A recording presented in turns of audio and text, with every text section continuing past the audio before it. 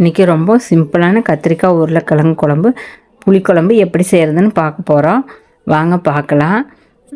ஒரு அடுப்பை வச்சுக்கோங்க. அடுப்பில் கடாய் வச்சுக்கோங்க. 2 ஸ்பூன் எண்ணெய் விட்டுக்குங்க. எண்ணெய் நல்லா சூடானதுக்கப்புறமா கடுகு 1/4 டீஸ்பூன் போடுங்க. கடுகு அதிகமாக போட வேண்டியது இல்லைங்க. கடுகு கம்மியாக போட்டு தாளிக்கலாம். கசக்கும். அதே சமயம் கடுகு சூடு. அதிகமாக கடுகு சேர்த்துனீங்க முடியும் கூட உதிரு. அதனால் 1/4 டீஸ்பூன் கடுகு சேர்த்துக்கோங்க. கடலப்பருப்பு 1 டீஸ்பூன் போட்டுக்கோங்க. கடலப்பருப்பு இருந்தால் நல்லா இருக்குங்க. குழம்புக்கு மணமாக இருக்கும், சாப்பிட்றதுக்கும் நல்லா இருக்கும். கடலப்பருப்பு போட்டுக்கோங்க. சோம்பு ஒரு 1/2 டீஸ்பூன் சோம்பு போட்டுக்கோங்க. குழம்பு மணத்துக்காக நம்ம சோம்பு சேர்த்துருங்க. நல்லா ஜீரணமாகும் சோம்பு போட்டால். அதுக்காக வேண்டி வெங்காயம் ஒரு பல்லாரி வெங்காயம் பெரிய சைஸ் வெங்காயத்தை பொடியாக நறுக்கி வச்சுருக்கிறேன். 2 பச்சை மிளகாய் கீரி போடுங்க. ஒரு கொத்து காஞ்ச கருவேப்பில் இருந்தால் போட்டு நல்லா தாளித்து விடுங்க. நல்லா வதக்கிடுங்க. எல்லாம் அடி பிடிக்காமல் நல்லா வதக்கிட்டே இருங்க. பச்சை வாசனை ஓரளவுக்கு நல்லா வதக்கிட்டே இருங்க. வெங்காயம் பொடியாக நறுக்கி போட்டோம்னா சீக்கிரமாக வதங்கிடுங்க. அதனால் நான் பொடியாக வதக்கி போட்டிருக்கேன். வெங்காயத்தை நல்லா வதக்கி விடுங்க. நல்லா வதக்கிட்டே இருங்க. இன்றைக்கி கத்திரிக்காய் உருளைக்கிழங்கு நான் பொடியாக நறுக்கி வச்சுருக்கிறேன்.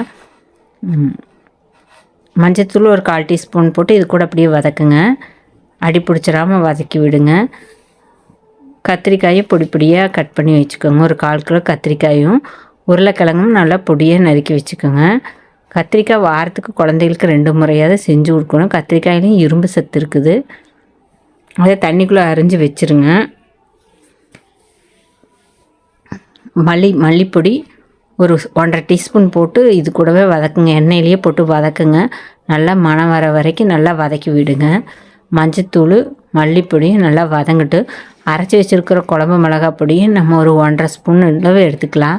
இது புளி குழம்பு அப்படிங்கிறதுனால குழம்பு மிளகாய் பொடிக்கு நம்ம எல்லாம் போட்டு அரைச்சி வச்சுருக்கிறோம் இல்லைங்களா, அதை ஒரு 1/2 ஸ்பூன் இதில் போட்டு இதையும் எண்ணெயிலேயே நல்லா வதக்கி விடலாம். போட்டு அடி பிடிச்சிடாமல் கருகிராமல் வதக்கணுங்க. நல்லா வதக்கி விடுங்க. இப்போ தக்காளி ஒரு 3 தக்காளி பொடியை நறுக்கி வச்சுக்கோங்க. அதையும் இது கூட எடுத்து போட்டு வதக்குங்க. நல்லா தக்காளி நல்லா வதங்கணும். நல்லா வதக்கிட்டே இருங்க. வதக்கிட்டே இருங்க. தக்காளி வதங்காமல் இருக்குது அப்படின்னா ஒரு 1/2 டீஸ்பூன் அளவுக்கு உப்பு கொஞ்சம் போடுங்க. போட்டோம்னா தக்காளி நல்லா வதங்கிடும். அதுக்காக நான் இப்போ உப்பு கொஞ்சம் போட்டுக்கிறேன். உப்பு போட்டு நல்லா வதக்கி விடுங்க. நல்லா அடி பிடிச்சிடாமல் சிம்மில் வச்சு தொலைவி விட்டுட்டே இருங்க.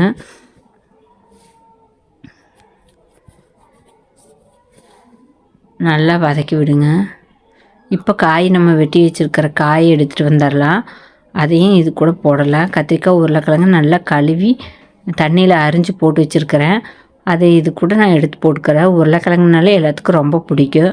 நீங்கள் கத்திரிக்காய் மட்டும் போட்டால் சாப்பிட்றக்கு யோசிப்பாங்க. அதனால் நீங்கள் உருளைக்கிழங்கு அதில் 2 அரிஞ்சு பொடியாக போட்டுருங்க.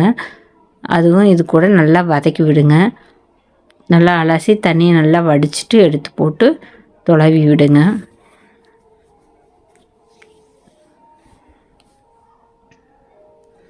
எல்லா காயும் எடுத்து போட்டாச்சுங்க. நான் இதையே அடி பிடிச்சிடாமல் நல்லா தடவிடுங்க. கொஞ்சம் அடுப்பு ஸ்பீடாக வச்சுக்கோங்க. நல்லா எல்லாம் அதில் இருக்கிற மசாலா எல்லாம் காயில் மிங்கிள் ஆகிற அளவுக்கு தொலைவி விட்டுட்டே இருங்க. அடி பிடிக்காமல் தொலைவி விட்டுட்டே இருக்கணும்.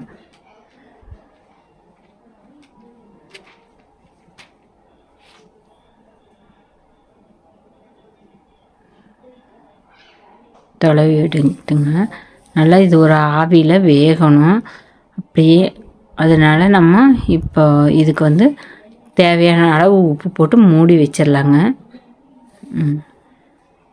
ஒரு 5 நிமிஷம் ஆகட்டும். பாருங்கள், எடுத்து பாருங்கள். இப்போ அடி பிடிக்கிற ஸ்டேஜ் வரும்போது தொலைவி விட்டு தண்ணி காய் மூழ்கிற அளவுக்கு தண்ணி ஊற்றி வச்சுருங்க.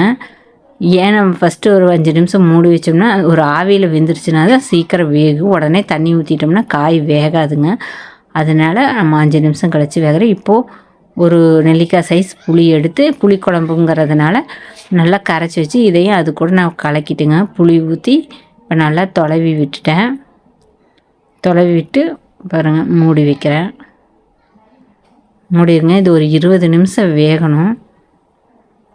20 நிமிஷம் ஆயிடுச்சு. ஒரு 10-15 நிமிஷத்துக்கு ஒருக்கா எடுத்து நம்ம தொலைவி விட்டுட்டே இருக்கணும். தொலைவி விட்டு இருந்தால் தான் அடி பிடிக்காமல் இருக்குங்க. அதனால் நான் எடுத்து தொலைவி விட்டுருக்குறேன். இப்போ பாருங்கள் இன்னும் வேகணும். மூடி வைங்க. அப்புறம் நம்ம இதுக்கு வந்து கொஞ்சம் தண்ணி மாதிரி இருக்கா, கொஞ்சம் கெட்டியே குழம்பு வேணுங்கிறதுனால நான் தனியாக கொஞ்சம் தேங்காயும் ஒரு பூண்டு வச்சு அரைச்சிட்டு வந்துட்டேன். அதையும் இது கூட நான் கலக்கிக்கிட்டேன். இப்போ குழம்பு கொஞ்சம் திக்காக வந்துருங்கிறதுக்காக பாருங்க நல்லா திக்காக வந்துடும். இன்னும் நல்லா வேகணும். 10 நிமிஷம் தான் ஆகிருக்கு. நான் ஒரு 10 நிமிஷம் போல் வெந்ததுன்னா குழம்பு திக்னஸ் கிடைக்குங்க.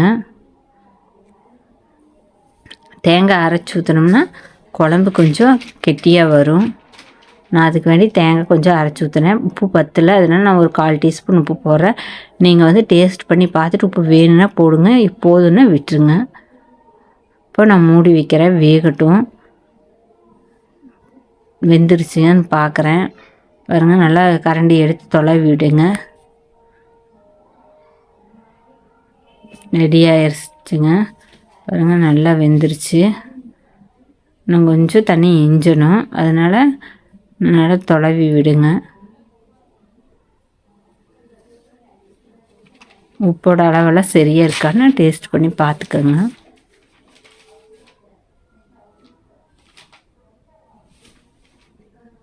நான் பார்க்குறேன். இதோ குழம்பு திக்காக வந்துருச்சு. உப்பு சரியாக இருக்குது. இந்த அளவு போதுமான அளவுங்க. இப்போ நல்லா வெந்துருச்சு. நசுக்கி பார்த்துக்கலாம். அப்படியே கரண்டியில் அமுத்தி பார்த்தோம்னா காய் நசுங்குச்சுன்னா வெந்துருச்சுன்னு அர்த்தங்க. அதனால் நான் அப்படியே அமுத்தி பார்க்குறேன். வெந்துருச்சு. கத்திரிக்காயும் வெந்துருச்சு, உருளைக்கிழங்கும் வெந்துருச்சு. இனி இது போதும். அவ்வளோதாங்க. நம்ம குழம்புக்கும் வச்சுக்கலாம், தோசை இட்லிக்கும் வச்சுக்கலாம். அவ்வளோதாங்க. பாருங்கள் இப்போ சூப்பரான சுவையான கத்திரிக்காய் உருளைக்கிழங்கு புளிக்குழம்பு ரெடி ஆயிடுச்சுங்க. நீங்களும் செஞ்சு பாருங்கள். சூப்பராக இருந்தால் கமெண்ட் பண்ணுங்கள்.